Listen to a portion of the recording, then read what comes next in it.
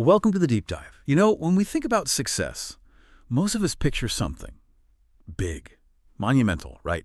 The product launch, the big contract, maybe that wall finally coming down. We tend to fixate on the finish line. But what if that whole picture is, well, a bit off? We've been diving into some fascinating source material that suggests maybe the breakthrough you're aiming for. Maybe it doesn't happen in one big, dramatic moment. Instead, it might build up through, like, 1,000 small, almost forgettable steps. Real progress that whispers, instead of shouting. That's exactly it. And our mission today really is to look at why paying attention to those whispers, celebrating the small steps, the incremental progress, why that's not just shallow positivity. It's actually a fundamental discipline, strategic, even spiritual, and totally essential if you want sustained leadership and resilience, especially over the long haul. The material we looked at comes from, well, a few different places: modern organizational psychology, classic spiritual disciplines, some historical leadership examples too. And what's striking is they all warn about the same thing: overlooking these small steps. The cost is huge. If you can't hear the progress being made, fatigue just creeps in, it becomes normal. And then that calling you have, whatever it is, it starts to feel like, well, just a burden, an unsustainable one.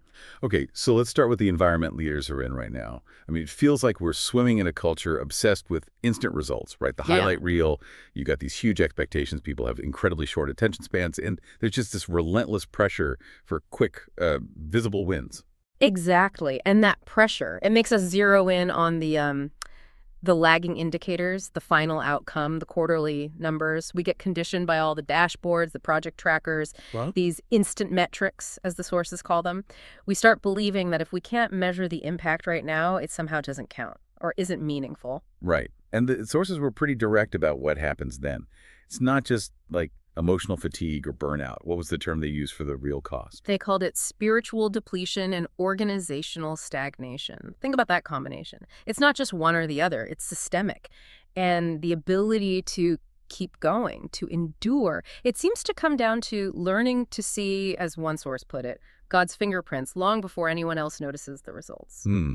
Which means you have to maintain belief right in the middle of the climb, when things feel slow and the summit seems ages away. And that neglect has a massive impact on teams, doesn't it? We often think teams burn out because maybe they lost passion for the mission. But the argument here is different. It's lack of encouragement.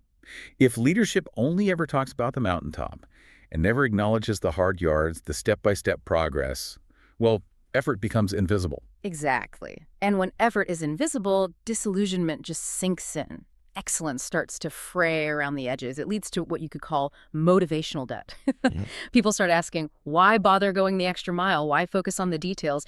If my contribution just gets treated like baseline, never acknowledged as actual progress, that internal drive, it just fades. You effectively stall your own momentum because you forgot to validate the movement that was happening. Okay, so if overlooking the small wins creates this motivational debt, then logically acknowledging them must be the way you pay it back. The sources call this strategic reinforcement. Let's dig into the mechanics here. Psychologically, why is recognizing some tiny victory so potent? What's actually happening inside us? Well, what's really fascinating is how the physiological side and the spiritual side seem to line up.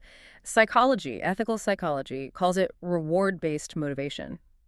When a win is acknowledged, even a small one like you hit a minor target, you navigate a tricky conversation, your brain releases dopamine. And dopamine isn't just about feeling good now, it's the chemical of motivation, of anticipation. It makes you want to do the thing again. So it creates this really powerful positive feedback loop. Your brain essentially learns, okay, that behavior, maybe it was obedience, perseverance, taking a small risk that led to a positive chemical reward.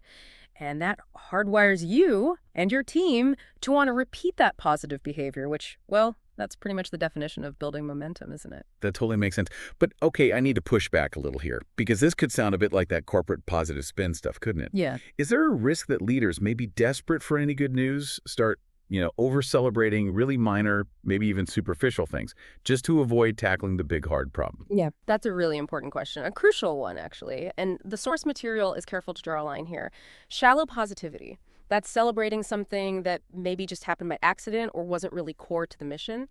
Strategic reinforcement, which is what we're talking about, is different. It's celebrating the behavior, the effort, the discipline, the character someone showed when things were tough. That's the key distinction. And that links directly to another key idea. Self-efficacy. That's the belief in your own ability to succeed. Every time a genuine win is validated, it builds that confidence. So if you successfully handle one small conflict, your belief that you can handle a bigger team crisis grows.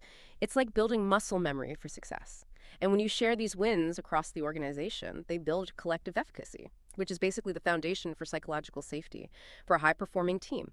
These small wins become waypoints. They prove the journey is real, that you're actually moving forward. I like that distinction. Celebrating the behavior, not just some random outcome. It does shift this from just psychology to something more like a spiritual discipline. Okay, so let's link those psychological waypoints to some historical context. You mentioned earlier, victory often comes in inches, not leaps. Yeah, we see this pattern playing out repeatedly. A prime example the sources use is Joshua. Most people remember the big finale, the trumpets, the walls falling down, boom. But that victory, as dramatic as it was really just the first significant step. It was a monumental small win, you could say, in a campaign that went on for years.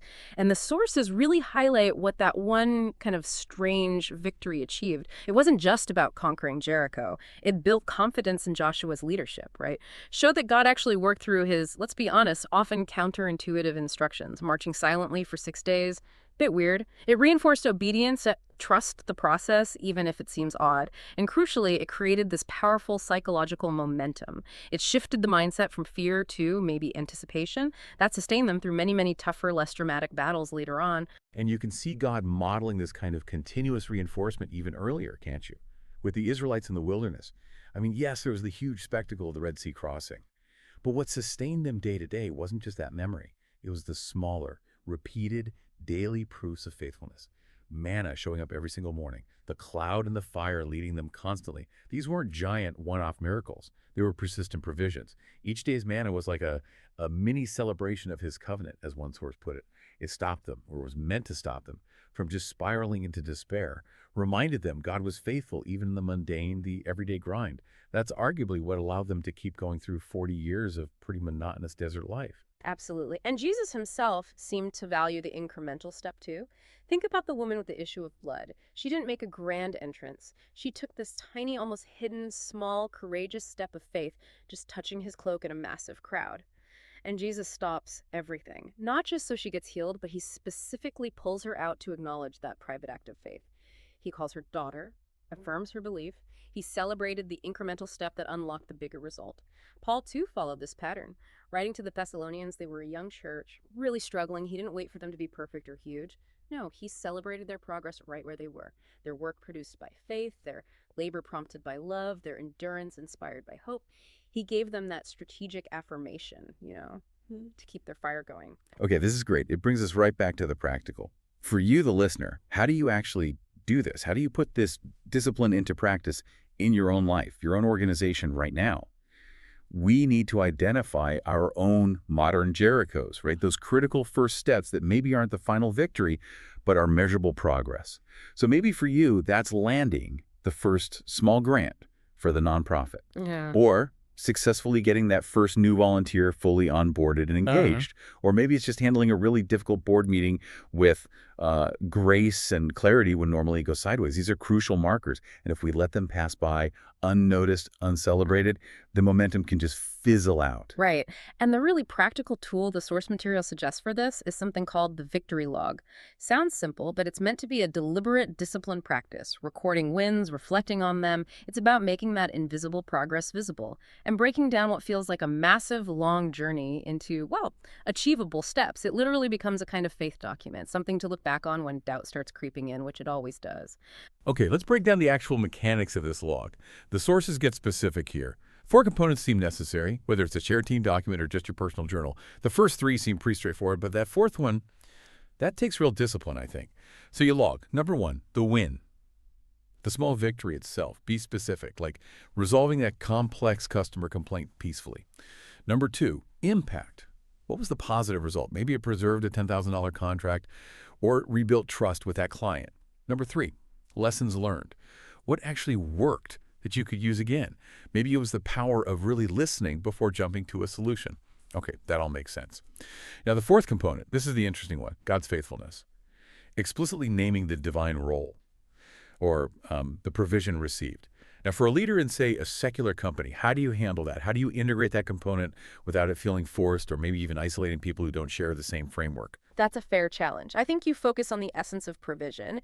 In a secular context, maybe that God's faithfulness column transforms into noting moments of, let's say, grace or unearned provision, or maybe unexpected resilience. You log things like when a key team member decided to stay through a really tough time, when that unexpected funding came through just when you needed it, or when the team somehow navigated an impossible deadline without completely falling apart. These are the markers, right? The modern day manna.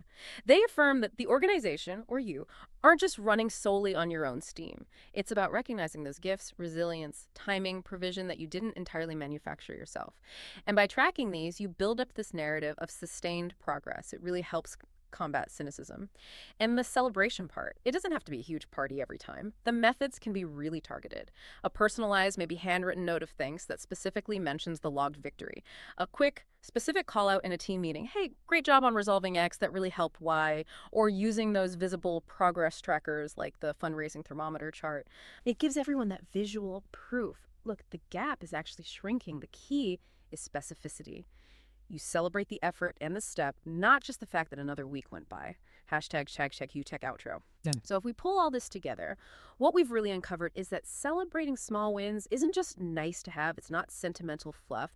It's pretty much the core architecture of resilient leadership. It's what God modeled, sustaining Israel day by day. It's how our own brains are wired to keep motivation going. It changes the whole feel of the journey, doesn't it? From this exhausting, relentless uphill slog into a series of manageable, achievable, even God-affirmed waypoints. Yeah, that shift in focus, celebrating the step, not just staring at the summit, that really does change everything. So here's a thought to take with you as you head back into your week.